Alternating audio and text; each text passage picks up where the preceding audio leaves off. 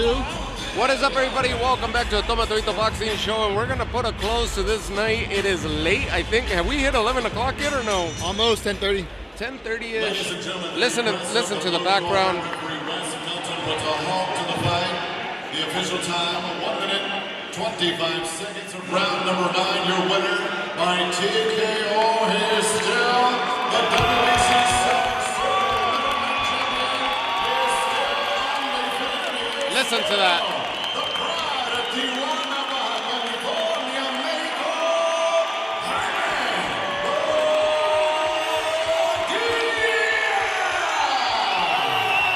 What a hell of a showing by Jaime Munguia.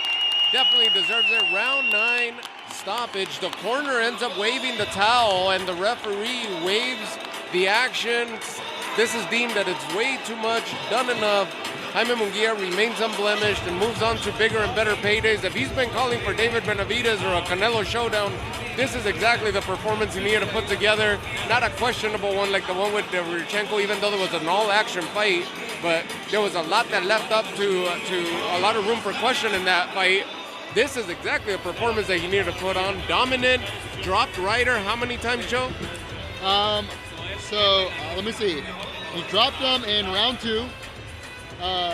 He dropped him, I think, in round 3, but the referee did not call it. I thought he dropped him with a liver shot, but the referee called it a slip. Dropped him in round 4. Dropped Ryder in round 4 with 10 seconds left in the round.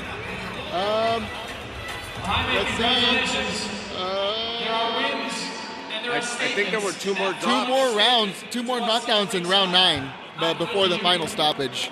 2 more, definitely in that last round, Yeah, right? yeah, He was 2 more headed in for the the last third. round, yeah, in round 9. I think altogether he dropped them maybe 5 times, and we're just going live right now. Obviously, we're going straight live. There's Jaime Munguia talking. So happy. I got ready for this. I know that I worked really, really hard for this. Sé que mucha gente no confió en mí, por eso me preparé fuerte. Y aquí están los resultados. Muchas gracias a todos. This is the result of hard work. We're ready for 168. He showed it. He showed it. Very evident. Controlled fight this time than you did last time. Did we see that tonight? He said that this is a result of his hard work. Sí, así es. Quería hacer una pelea más controlada. La vez pasada salí solo a rifarme, a tirar golpes. Pero la verdad me di cuenta que tengo que manejar más mis tiempos arriba del ring. Y la verdad creo que Ryder es un gran peleador. Aprendí mucho y vamos a seguir avanzando. Jaime was starting to look a little worn out as the fight went on, and he's talking about having performed differently than his last outing, right? Not just coming out all action, but rather more composed. But we still saw a version of Jaime who threw a lot, right? Very assault-like. You know, I don't know if I should say that he is a new Jaime Munguia, because let me tell you, I think part of the reason we love Jaime Munguia is his fights are so exciting because you can make a highlight reel.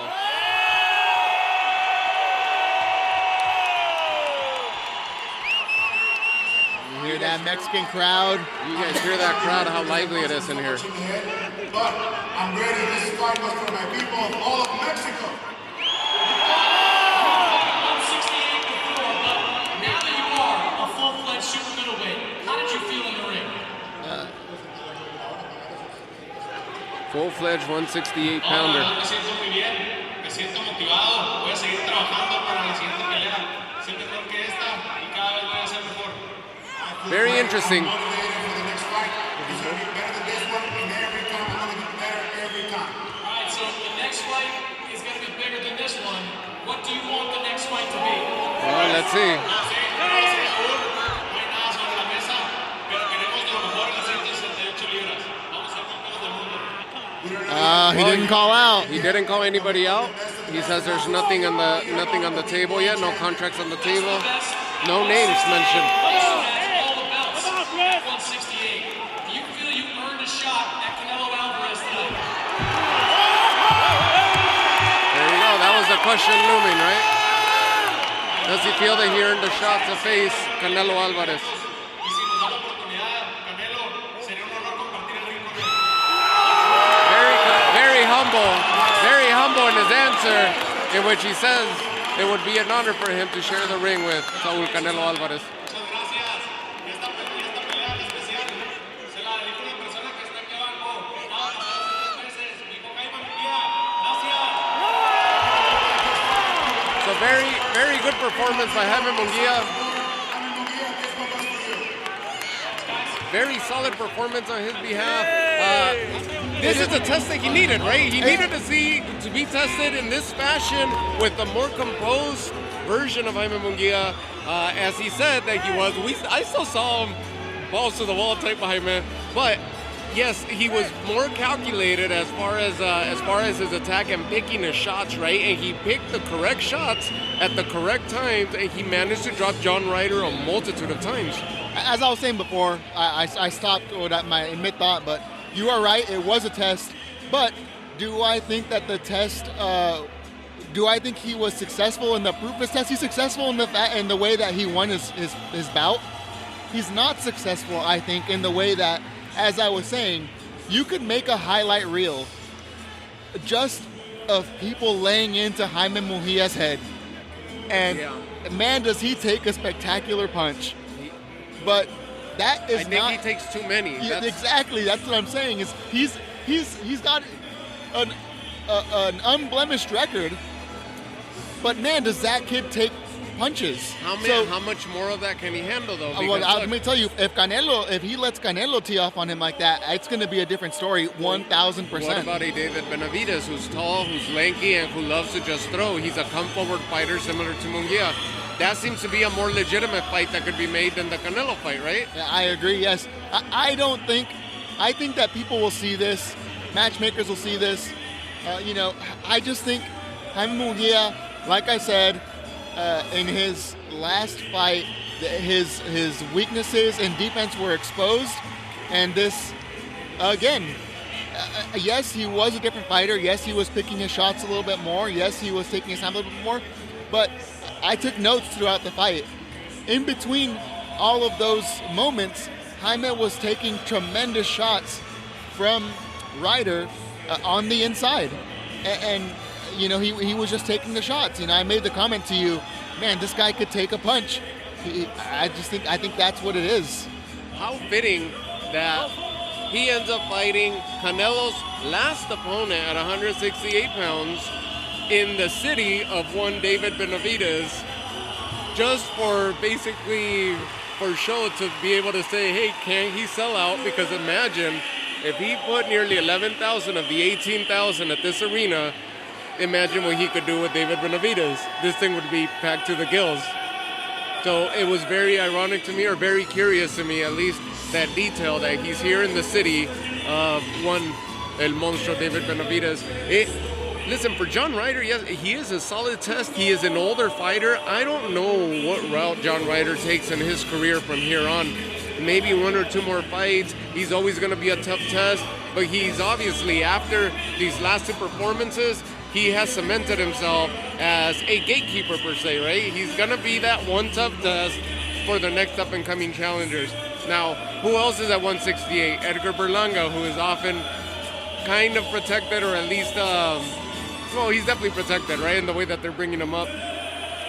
John Ryder would give headaches to Berlanga, and we've already seen Edgar Berlanga succumb to pressures, especially in one of his previous fights, where he almost took an attempt at biting his opponent's ear. Like, if you're looking at Edgar Berlanga under pressure, he's going to succumb to that, right? This type of pressure that John Ryder poses would be a huge test for somebody like that. A Jaime Munguia-Berlanga fight would be awesome, but I think Jaime Munguia would defeat Berlanga and possibly derail his career.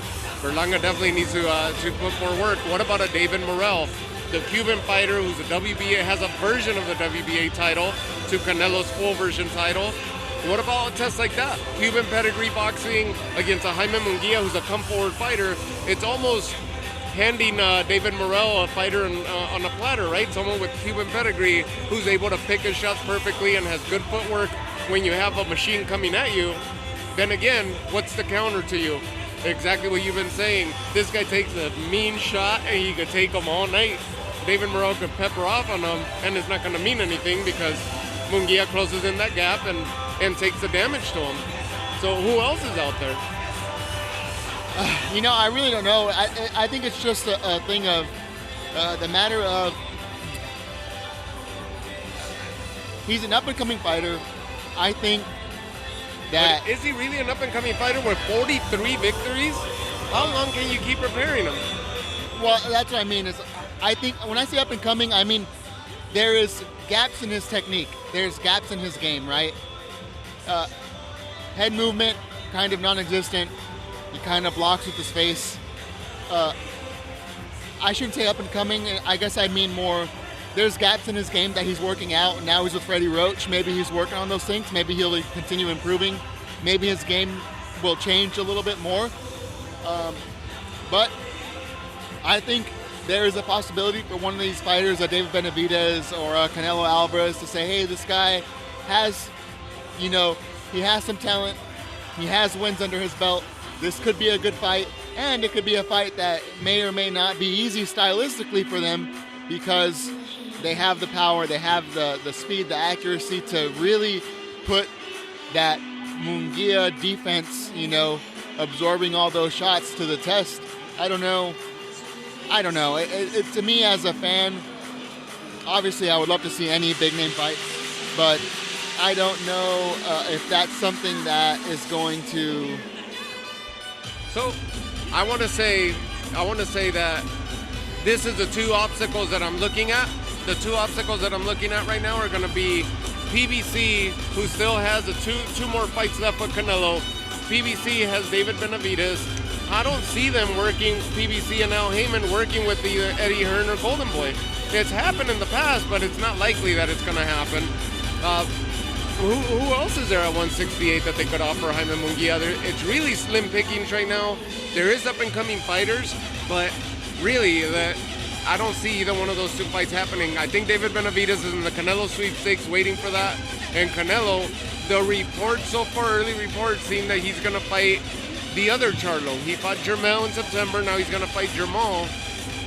Again, Jermall's bouncing between divisions because he still has a stranglehold over the 160, the middleweight WBC title that he has not defended. And now he's going to, and he fought at a catchweight against Benavidez' brother. Now he's going to fight Canelo at 168. Think about it, we're going back and forth, so it's almost like slim pickings because the men who should be fighting, the ones who are the ones to fight, are not fighting one another. And that's the issue that we're running into here. So I don't know where Jaime Munguia goes from here with this type of performance, but I do know that he's very marketable, just based on what he did today. Man, I mean, the sky's the limit for him, right? I just don't know how much more they're going to prepare him. I don't think those kinks are going to be ironed out in his armor anymore. I think this is it, and this is going to be Jaime Munguia going forward, and this is what put asses in seats, right? This is what brings people and attracts people to come see him. Yeah, I mean, I think his style is an exciting style because he takes and he gives and he takes. Which is the Mexican style, what everybody, the quote-unquote exactly. Mexican style, right? Yeah. So I agree with you, but like we said earlier in the broadcast or in our podcast, the world of boxing is changing. The promotions are mixing it up. I think that exactly, you hit it on the nail. It is about marketability.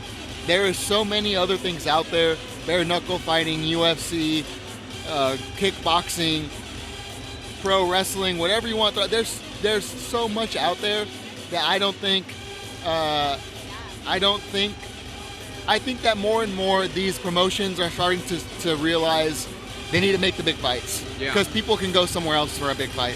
And we've seen it in the last couple of years, especially in Saudi Arabia, where they're throwing money like crazy at the fighters. And look at the big events that they've been able to put together, right? It was reported earlier this week that it looks like June we're finally going to see the Dimitri Bivol, Arthur Beterbiev unification bout. So if that happens, that's a huge fight to make, right? Other than that, the attention has gone to the lower divisions. But as far as this division right here, Canelo basically cemented himself as the king of that division, and everybody else is just fighting themselves to position themselves for a big showdown against them. David Benavidez seems to be that person, and this is his city. Can they make a fight with David Benavidez and Jaime Munguia? That would be an ideal one, right? A big Mexican showdown, Mexican versus Mexican-American, similar to what we witnessed with De La Hoya Chavez, what we witnessed with Michael Carvajal and Chiquita Gonzalez, Mexican versus Mexican-American. Jaime Munguia and Canelo would be a Mexican versus Mexican showdown, and I just don't know if it's going to happen. It would sell. I just don't know what's going to happen. One thing's for sure, John Ryder, as solid of a fighter as you could ever ask for, as you could ever get, and he has all heart, all spirit, and continues to get up, and he would have gotten up again. He would have gotten up if they don't throw the towel. He's just too valiant, too much valor for his own good. Yeah, I agree. I mean, most of the knockdowns were flash knockdowns, like we mentioned. They happened in the middle of exchanges. I think they were catching Ryder at the perfect time, obviously, but that last knockdown was definitely round 9. It was very different. Munguia caught Ryder with a very clean shot, definitely wobbled him. His legs were definitely feeling it. You saw he followed up with a body shot, head shot combination right after, and he went down again. So yeah, I agree with you. I think he's a very solid fighter. What do you see Jaime Munguia going from here? What do you think a unification belt? Because he has a version of the WBC title now at 168. The only way from there is up, right? Which is Canelo. He holds a full version to it. The interim champ at the WBC is David Benavidez. WBA version, small version champ is David Morrell. Everybody else is just slim pickings. There is one fighter, a Cuban fighter, Noslis Iglesias, who holds an IBO title, and I've talked about in the past episodes. Lesser known fighter, not as marketable yet, but he holds another version in that weight class. Eliminate him. Get rid of him. Go fight a David Morrell and leave to no question. That would be my plan for Munguia. Eliminate the other guys to where the big showdown at the end of the year or early next year would be you and Benavidez, if that fight with Benavidez and Canelo hasn't happened yet. And then it leaves to no question that you and Canelo need to get it on. Canelo's got maybe 2 fights, maybe 3 left, and he's going to call it a day. He doesn't need these fights anymore. He's way past this. He doesn't need these fights. People need the fights with him. This guy needs another big showdown and another great showcase like this to be able to say, I'm here and I don't need you either. And if it happens, it's going to be a mega fight. Munguia is still a couple fights away, but we know one thing's for sure. After tonight's attendance, he could sell. He could definitely sell, and they could definitely push a huge show and a huge matchmaking promotion behind him. He has the name now. Oh yeah, I agree. I think you hit the nail on the head. I think it is marketability, and like you said, I think that maybe him having a title eliminator, making himself basically unmissable, right? I don't know how to phrase it properly, but a title eliminator where there is no one but Munguia left. That is probably his easiest path to one of these big name fights, like you're saying, these big ticket fights. But I mean, only time will tell if that's going to be a possibility for us in the future. Yeah, only time will tell. So with that, we leave you guys the Footprint Center in Phoenix, Arizona, once again, just a month apart from the last time that you guys heard me being out here in Phoenix between Bam and Sunny. And listen, what a great time it was. What a great night. Thank you all for all the love, for the continued support, and we'll check out. Have yourselves a safe night. If you guys were out here, don't party too hard, and if you do run into me or Joe, listen, we're always up for a good drink, for a shot. We'll talk a little boxing, and don't hesitate to throw a couple drinks my way. So with all that said, Tech Cali out. Joe, thank you so much for joining me. We put, I don't know how many episodes out today, but it was a pleasure to have shared the mic with you. And listen, Toma Todito Show doing big things, and we're going to continue where we left off in 2023, and we're going to continue pushing this calendar year forward. So let's see if we could get ourselves into some bigger events and start bringing some better content to you guys. So take care of yourselves. Have a great night. Joe, I'll let you close it out. Thank you, everyone, for tuning in. We appreciate it. Thank you guys for making all this possible. This has been one of the best experiences of my life, and thank you, Heck Cali, for bringing me in on this. Have a good night, guys. Enjoy yourselves, love your families, and catch you guys in the next one. Well, salud, mi gente. Have a good night.